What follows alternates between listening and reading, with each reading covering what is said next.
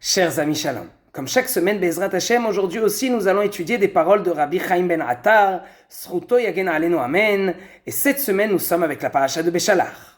Au chapitre 14, verset 10, il nous est dit Ufaro ikriv, vaïsou bnei Israël et einehem, veine Mitzrayim noseh acharehem, vayir'u meod, vaïtzaku bnei Israël el Adonai.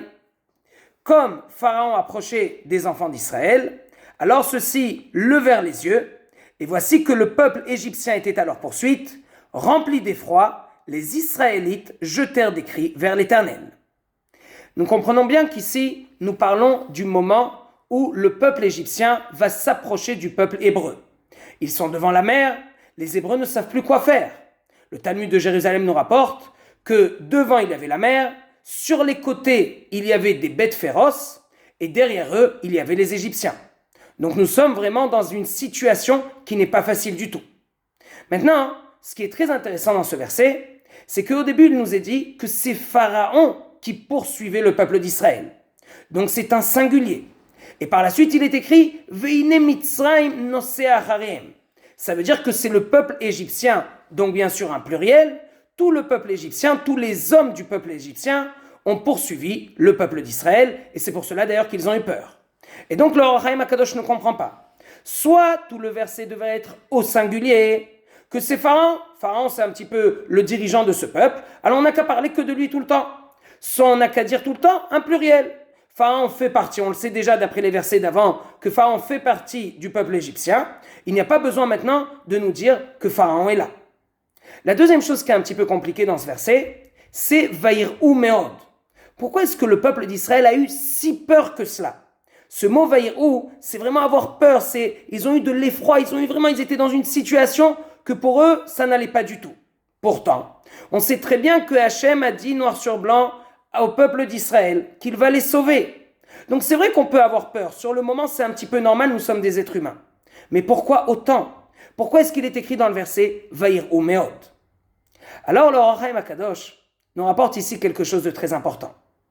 Lorsque le peuple d'Israël est arrivé devant la mer, ce n'est pas juste le peuple égyptien qui les poursuivait.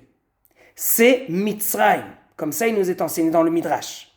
Le Midrash nous dit que dans le ciel, il y a ce qui s'appelle un ange pour les peuples. Pour chaque peuple, il y a un ange. Maintenant, il faut savoir d'abord que la guerre se passe d'abord dans le ciel. Il y a une guerre spirituelle qui se passe, et puis par la suite, la guerre va se passer dans notre monde à nous. Maintenant, ce qui est très bizarre, c'est que d'un côté, on voit que Pharaon arrive en premier. C'est déjà bizarre. Pourquoi ? Parce que normalement, Pharaon, c'est le roi. Le roi doit être derrière. C'est trop dangereux d'être devant. Il peut se prendre une flèche très facilement et donc mourir. Bon, ils ne savaient pas, les Hébreux, que Pharaon a été obligé, entre guillemets, de soudoyer son peuple et de leur dire, écoutez, je vais être devant, alors que normalement ça ne se passe pas comme ça, parce que je suis certain qu'on va réussir à les ramener. Donc Pharaon était devant. Donc déjà, c'est la chose qui a fait que le peuple d'Israël ne comprenait pas trop ce qui se passait. Comment se fait-il que le roi est devant tout le monde ? Ça fait un petit peu peur. Mais bien plus que cela. Après qu'on voit que Pharaon est devant, Veine Mitzrayim noseh acharehem. Voici que l'ange du peuple égyptien qui s'appelle Mitzrayim, voici que lui, il est à côté de Pharaon. Et là, ça commence à faire très peur. Pourquoi ? Parce que nous, on nous a dit qu'il y a l'ange en haut. C'est en haut que ça se passe. Toutes les choses spirituelles, on ne les voit pas de nos yeux. Alors qu'ici, on voit l'ange d'Égypte qui est là et qui nous court après. Quoi, on va devoir combattre cet ange ? Là, ça devient un petit peu difficile. Là, ce n'est plus une guerre normale. Ça devient une guerre un petit peu spirituelle et pour nous, ça nous fait très peur. Donc c'est pour cela qu'ils ont eu très peur. Là, ils ont dit, ça change un petit peu tous les klalim.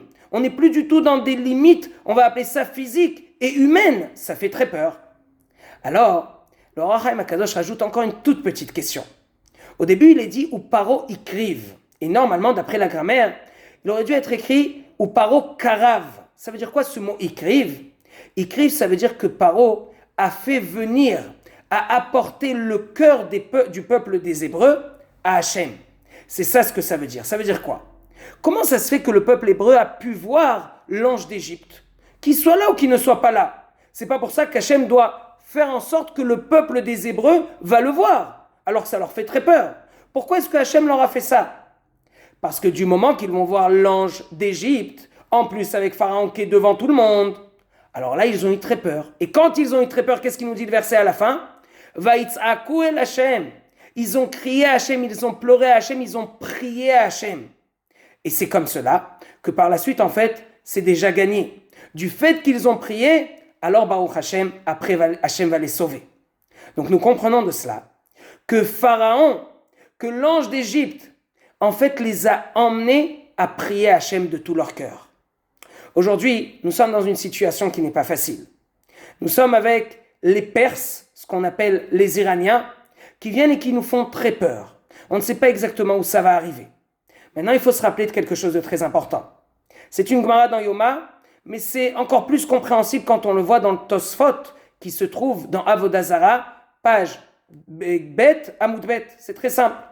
Là-bas, Tosfot nous dit que pour qu'on arrive au Mashiach, il faut d'abord que Édom fasse tomber les Perses. Si ça se passe comme ça, là, c'est vraiment un signe qui est clair. C'est écrit dans le livre, comme on dit, pour nous dire qu'on arrive vraiment à la fin.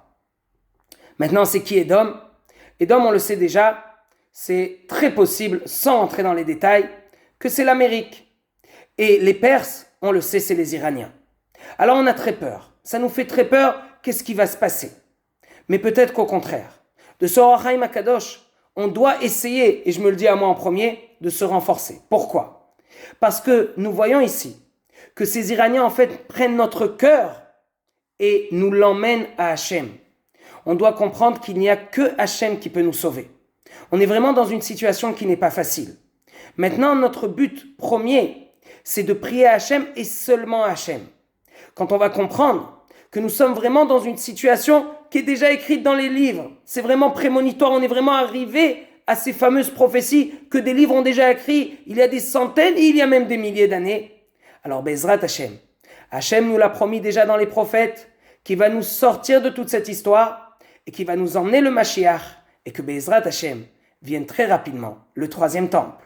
Que des bonnes choses et que des bonnes nouvelles.